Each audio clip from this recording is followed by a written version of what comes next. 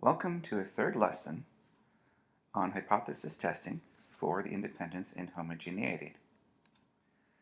So where are we going? In the first video of this series, we reviewed what the goodness of fit test was. In the second video, we were introduced to contingency tables and specifically looking at the hypothesis test for independence where the row and column variables were independent or dependent.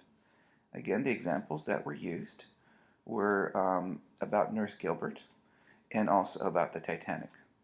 This third video will focus on the hypothesis test for homogeneity, which also uses a contingency table.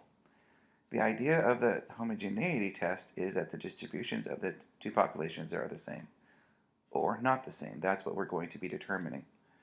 Again, this will be using the chi-squared distribution. So definition of homogeneity. A test for homogeneity tests the null hypothesis that in a contingency table, the two populations are the same. Well, you might wonder why would they give it such a fancy name. So we look up the definition of homogeneity in the dictionary. And the definition, if we're looking at definition 1, is it's the quality or state of having a similar kind or having a uniform structure or composition throughout. The quality of state of being homogeneous. It's really the idea of the two populations being the same, which is the essence of what we're trying to test for homogeneity, which that would be our null hypothesis. So the testing for homogeneity is a procedure used to draw a conclusion about whether two populations have the same distribution, or if they don't. So we are going to again use contingency tables, and we're going to compare two populations. The distributions of the two populations are the same is the null hypothesis. The alternate hypothesis, the distribution of the two populations not being the same, is the alternate hypothesis. And we'll do some examples as well. To calculate the test statistic is done the same way as was done for the test for independence and also the test for the goodness of fit.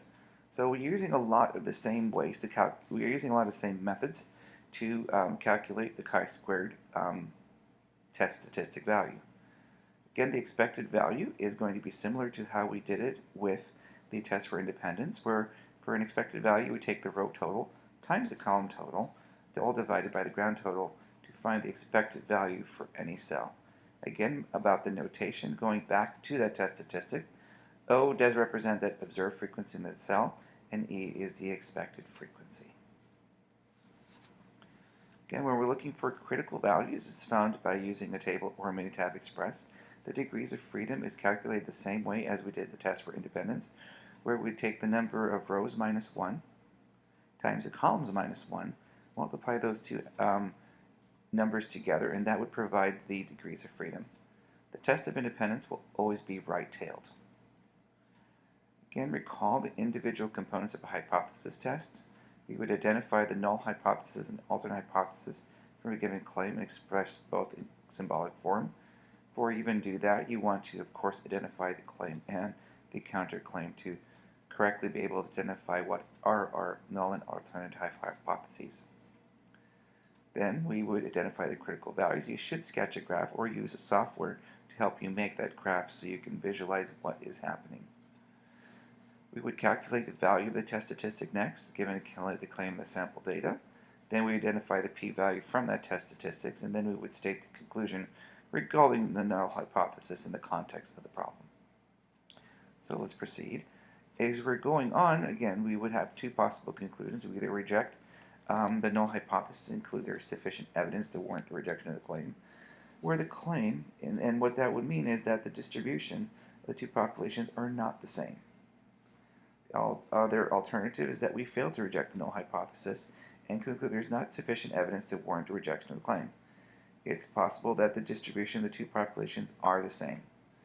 Again, we want to be careful not to say we accept the null hypothesis. We can never do that in statistics. But we conclude there's not enough evidence to warrant the rejection of the claim, at least at the moment. So it's possible the distribution of the two populations are the same. We're going to do our first example. In this one is a homogeneity example, and it's about breakfast selection. So the question poses, do men and women select different breakfasts? The breakfasts ordered by randomly selected men and women at a popular breakfast place are shown below, and you see a two-way table, and the question being asked is what can be concluded at the alpha is equal to a 0.01 significance level. So one of the things we would do, of course, is to enter this into a software package. You can also do this by hand. Again, we're going to focus on how you would use the statistical package. We're going to be using Minitab Express for this. So what we would want to do is switch over to our software package and enter in the data. So I'm going to do that right now. I'm going to switch over, and you'll see that this has already been entered. So this is a two-way table that we're going to enter. A couple of things that we want to know is about the claim and the counterclaim. So the claim is that the men and women do not select different breakfasts. Counterclaim is that men and women do select different breakfasts. So what we're going to do is when we're looking at the null and alternate hypothesis, the distributions of the two populations are the same is consistent with the idea that men and women do not select different breakfasts. In other words, they're selecting same types of breakfasts. And the alternate hypothesis, which is the distribution of the two populations are not the same, is consistent with the counterclaim where men and women select different breakfasts. So let's take a look at what we're going to do with Minitab right now. Switch over to that window. And over here, what we're going to take a look at is we're going to, first of all, we should then create a distribution. Let's go to the second component of that hypothesis test, which is to see what that distribution looks like. Now again, when we're trying to figure out the distribution, we know it's going to be chi-squared.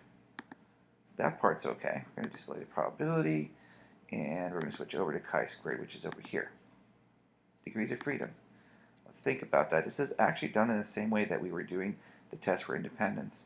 So what you do is you take the row total, minus 1. So there's two rows. So the row total minus 1 would be 1. We would take the column total minus 1. So it's 1, 2, 3, 4 columns. So column total minus 1 would be 3. And then we take those two results, the 1 times the 3, multiply those together to give us the degrees of freedom. In this case, 1 times 3 would help us decide that 3 is the correct degrees of freedom for this particular chi-square test. As for the probability, we would look at our significance level. Our significance level over here is 0.01, so that's what we're going to enter in. And from that we can then end up with a chi-square distribution. As you see here, let's move this in a little bit more. Okay, so what we are going to find out is that our critical value is 11.34, roughly speaking, and that is going to be, again, this region of rejection 0.01.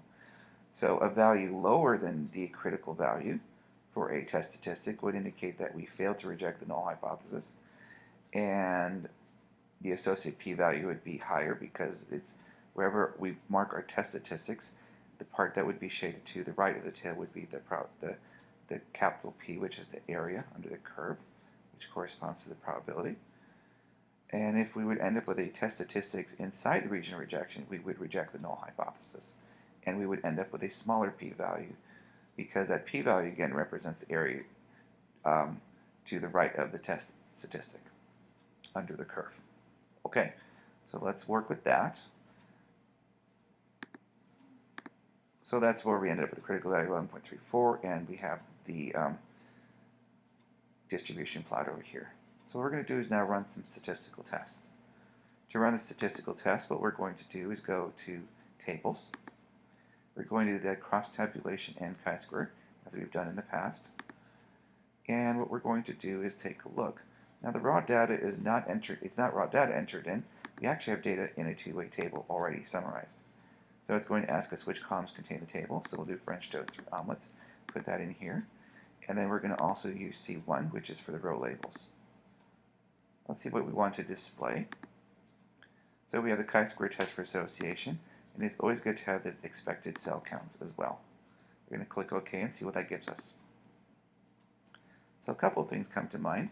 So we get the two-way table with the original values that were measured and observed, the observed count, and then we also have the expected count based on the way the formula is described. So, for example, if we wanted to calculate how they came up with 94.25 for men as an expected count, what we would do is take the row total, which in this case is 325, times the column total, which is in this case 194, multiply those two numbers together, and then take that result and divide it by all the count, the total frequencies, which in this case is 669. That is the value that would produce the 94.25. And that is actually how you, and that procedure is then followed for each individual cell for an expected count. Let's also now look at the chi-squared test and the results of it. So as you notice, the degrees of freedom are 3. The chi-squared value for this particular test is 13.91, and the p-value is 0.003. So as we're looking at this, one of the couple of things that will come out is looking at the p-value is smaller than the significance level, and therefore we would expect that the chi-squared value is going to be to the right of the critical value that we had originally established. So we will end up rejecting the null hypothesis. So we're going to put some of those results into the PowerPoint back here. So again, this is the result of the two-way table with both the actual counts and the expected counts, and also the results of the chi-squared test. And right here, you'll notice this little blue marker is where the test statistic actually will fall, which is in the region of rejection. So our conclusion is that we're going to reject the null hypothesis that the distributions are the same, and there's sufficient evidence to warrant the rejection of the claim that men and women do not select different breakfasts. What we conclude is that men and women make different breakfast choices, or breakfast selections. We're going to dig a little deeper this time. So we have a conclusion that they make different breakfast choices. We're going to actually look at a little bit more detailed analysis. This goes a little bit beyond the scope of the question. If you run the chi-square test again, and in addition to doing chi-square tests for association and expected counts, you also ran each cell's contribution to chi-squared, you'll get a slightly extra view into what's happening. So what happens is you'll have a third line over here, which is 0.06, 2.59, 0.46, 4.02, 0.06, 2.45, 0.43, and 3.80, which is a contribution to chi-squared. When you add all these contributions to chi-squared, it ends up being that Pearson chi-squared value, which is 13.91. If you're trying to figure out which ones are the most different, the highest values that are contributing to the chi-squared value would represent the values that are the most different. So if we're looking at this, the highest chi-squared value that we have here is 4.02 that contributes, and the second highest is 3.80. So when we looked at the homogeneity test, we had concluded that men and women make different breakfast selections. Almost 8, when I add 4 and 3.8 together, almost 8 of this 13.91 is contributed by the difference in omelets. So one of the things we might be able to dig deeper if we were to do a follow-up study is to say, perhaps the reason why we did not have homogeneity is because men and women make different choices on whether they prefer omelets or not. If we look at it a little deeper, you'll see that men tend to, from the expected frequency, tend to pick a higher amount of omelets than is expected, and women, from the expected frequency of 71.47, tend to pick a lower amount of omelets than would be expected. So that kind of gives us an insight into what might be happening that would have caused us to reject the null hypothesis that they make the same choices. So this is just an additional level of detail if we were to dig deeper into what is actually going on. Because the homogeneity test says the distributions are the same, or the distributions are different, or they're not the same. We can dig deeper and look at the actual individual contributions to the chi-square to give us an area of focus to look a little bit more closely at what is actually happening. Let's look at another example. A fisherman is interested in whether the distribution of fish caught in Green Valley Lake is the same as the distribution of fish caught in Echo Lake. Of the 347 randomly selected fish caught in Green Valley Lake, 190 were rainbow trout, 66 were other trout, 58 were bass, and 33 were catfish. Of the 523 randomly selected fish caught in Echo Lake, 243 were rainbow trout, 109 were other trout, 97 were bass, and 74 were catfish. Conduct the appropriate hypothesis test using an alpha equal to 0.05 level of significance.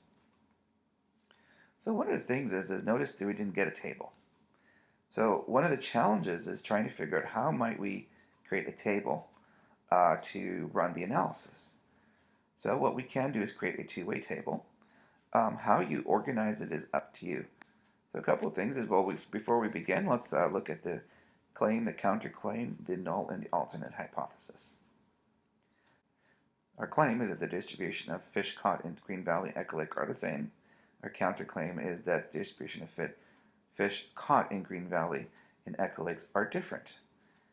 Our null hypothesis is that the distributions of the two populations are the same, which is consistent with our claim.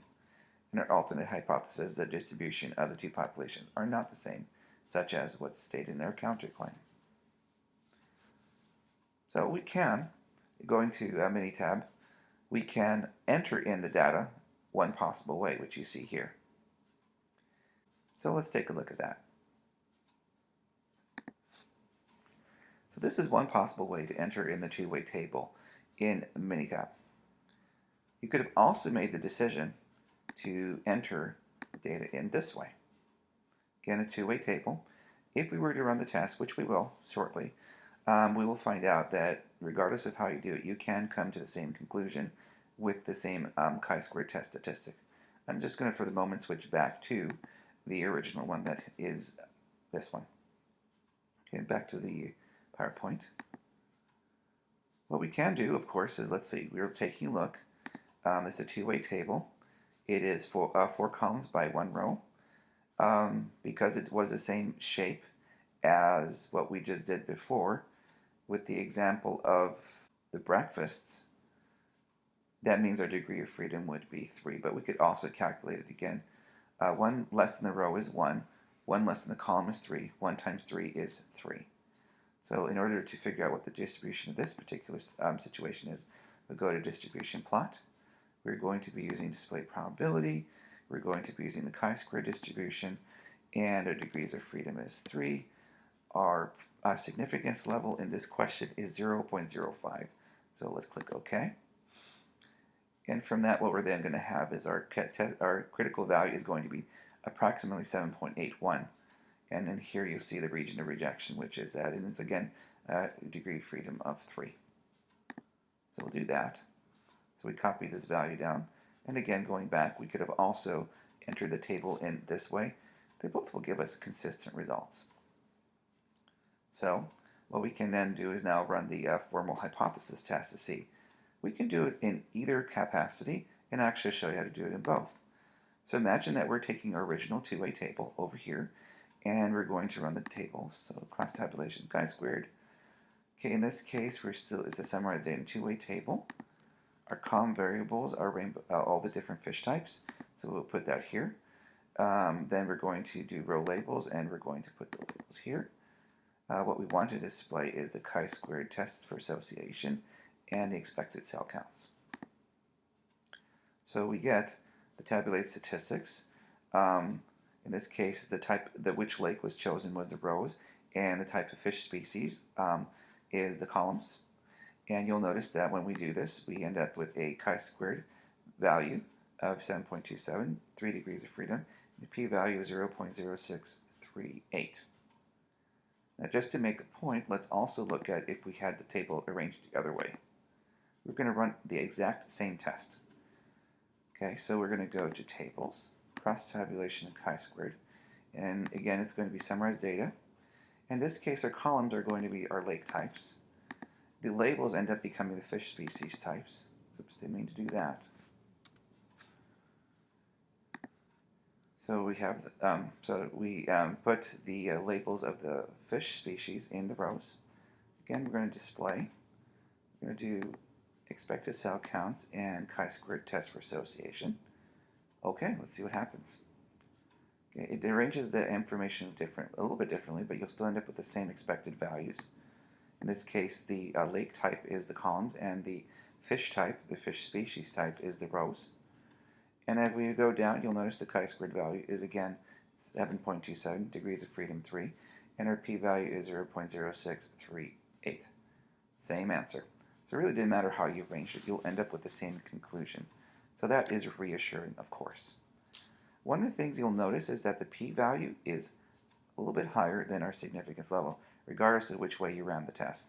Whether you created the two-way table here, this way, or if you created the table this way, which was a two row by 4 column.